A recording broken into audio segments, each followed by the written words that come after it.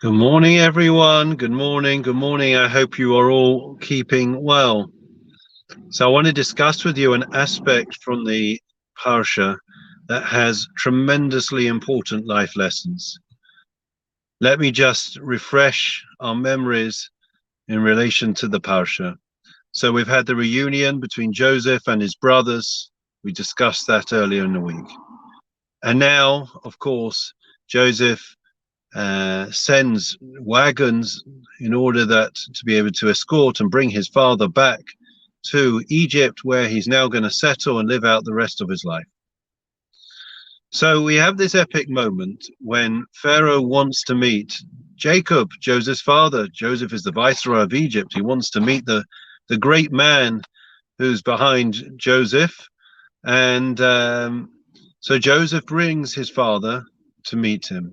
Jacob is in the twilight of his life, and he is 100 and I think he's 147 years old. Okay, when he met Pharaoh. Anyways, so when Pharaoh meets him, he says to him, "How old are you?" Okay, unusual question. You're meeting someone for the first time, and he asks him, "How old is Jacob?" Jacob replied using 33 words, or so the Medrash says. We'll get there. It says, I'm 133. I haven't reached near the age of my father because some of the days were good, some of them were not so good. Okay, the Medrash, the rabbinic exegesis on this suggests that Jacob was punished because of this sentence that he said, and therefore instead of reaching 180 years as the age of his father Isaac, his life was cut short and 33 years were shaved off his life. He only lived to 147, 33 years less than he was meant to, because he seemed to have complained about the length of his days, that he had a tough life, right? Which, granted, we all accept he did. The only problem is that there weren't 33 words in the verse that describes Jacob's complaint. So how do they get to, why should he be punished for 33 years when he didn't actually say 33 words? And the answer that the Medrash says is that the fact that Pharaoh asked the question in the first place, how old are you? Those words were included in the count of 33, and Jacob is punished for the question of Pharaoh in the first place. And the question is obvious. Why? He didn't ask the question. The question was elicited by Pharaoh of his own accord. It wasn't because of Jacob. Jacob didn't say to him, come and ask me how old I am. So why should Jacob be punished for the question of Pharaoh? And Reb Chaim Shmulevitz says a fascinating answer, which I want to illustrate with a beautiful story. And the story is about Reb Shlomo Zalman. Reb Shlomo Zalman was one of the great sages in Israel, 1960s, 70s, and 80s. And he was exceptionally close. He was really, really a real soulmate with his wife.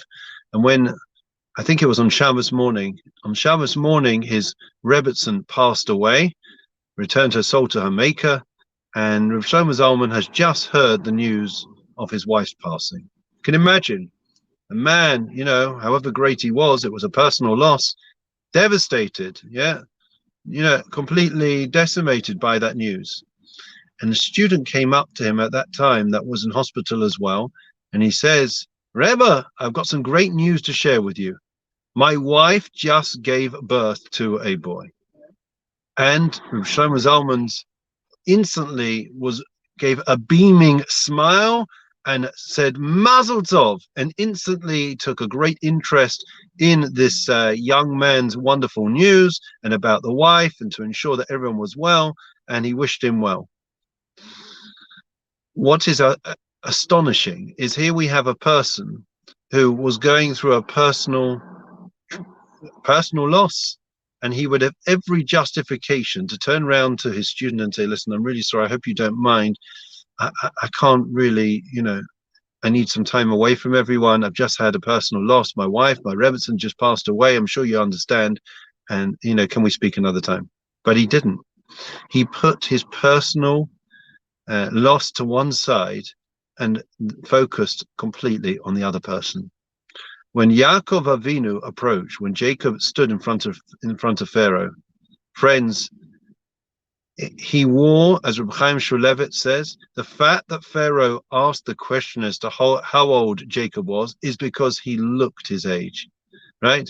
In other words, he wore his emotions, he wore his sorrows, his hardships, he wore them on his sleeve, right? It was visible, the suffering, the anguish that he had endured for so many years.